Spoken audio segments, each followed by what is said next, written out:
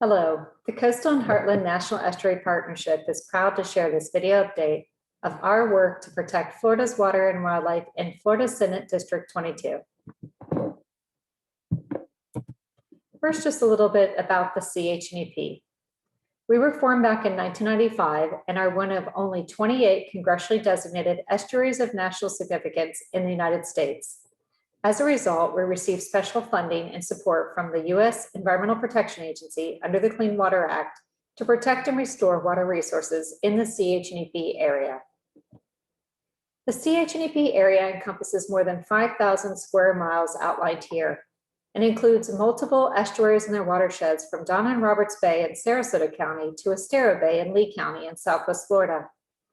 It includes the rivers of the Mayaca, Peace, Caloosahatchee, and Estero, as well as inland and coastal communities spanning across 10 counties and 25 plus cities. The CHNEP exemplifies the power of partnership as a public-private partnership that is science and consensus-based, non-regulatory, and citizen-supported. Because of private contributions, volunteers, and donated in-kind services, we've been able to provide more than $19 worth of research, restoration, and education for every federal dollar we receive. And we use that to implement the Comprehensive Conservation and Management Plan, the 5-year strategic plan collectively drafted by all the CHNEP partners. It has 4 priority action areas focused on water quality improvement, hydrological restoration, fish, wildlife, and habitat protection, and public engagement. First, we want to mention that we're aiding your efforts to protect water quality.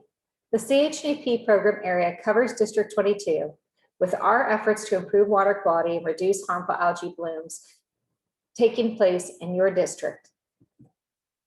One such project is the Harmful Algae Bloom Economic Impact Data Dashboard, where the CHNEP assisted the Balmoral Group, a team of economists, to evaluate the economic impacts of water quality across the Gulf, specifically in the CHNEP area, from harmful algae blooms.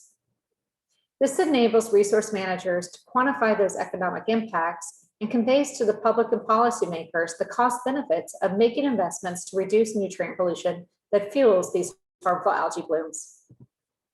We also fund and project manage the Coastal Charla Harbor Monitoring Network, which is a regional partnership of agencies that collect monthly water quality data using consistent, technically sound sampling design across our region. And we also fund and project manage the CHNEP Water Atlas, which takes all of that data together with all other publicly accessible data and puts it on one public website for natural resource managers, policymakers, and the public to be able to access to understand the condition of our local waters. We also recently funded the Lake Hancock Restoration Project.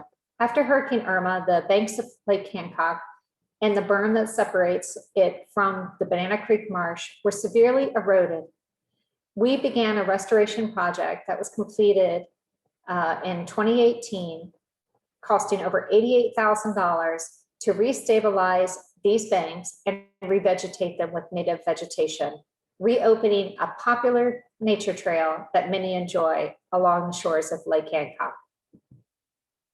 We also recently finished the economic valuation study of the CHNEP area, where we hired a team of economists who looked at copious amounts of economic data to tease out only those directly tied to natural resources and quantify how natural resources in the CHNEP area support our economy.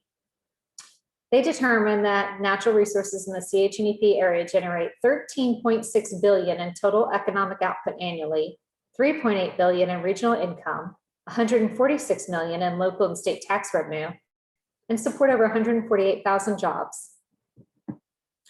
This report also breaks it down into the different basins within the CHNEP area with results for each one. For the Peace River Basin, you can see with the star here, the primary economic drivers were tourism followed by agriculture. And you can find the total results in the full report that's available on the CHNEP.org website. Finally, we'd like to communicate the state legislative priorities for the Coastal and Heartland National Estuary Partnership for FY 2021. First, we would ask for continued and expanded annual funding for the Coastal and Heartland National Estuary Partnership, including recurrent dedicated funding, which helps us to be more efficient and timely in our restoration efforts. Number 2, to create and strengthen nutrient pollution reduction policies that reduce pollution loads from wastewater, septic, agriculture runoff, reclaimed water, stormwater, and other sources. We'd also like to see expanded funding for innovative technology pilot projects, including technologies to address harmful algae blooms, especially those that use natural systems approaches. We'd also like to see the establishment of a statewide long-term funding program through the Florida Department of Environmental Protection with sufficient funds for competitive local cost share projects for estuary restoration. This would include things like upgrading wastewater treatment to advanced wastewater treatment, septic to sewer programs, groundwater contamination remediation, habitat restoration, stormwater retrofits, etc. Also, we support increased funding for Florida Forever and the Florida Rural and Family Lands programs, which work with willing landowners to put conservation easements or to acquire lands with strategic habitat value. And finally, we support local governments' continued ability to enact more stringent environmental protection ordinances where they see fit to do so. Our elected leaders that serve on the Coastal and Heartland National Estuary Partnership Policy Committee appreciate your consideration of these state legislative priorities.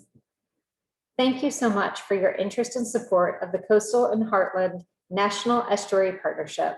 More information can be found on our website, chnep.org, or feel free to reach out to me directly, Jennifer Hecker, Executive Director, at this email here. Thank you so much.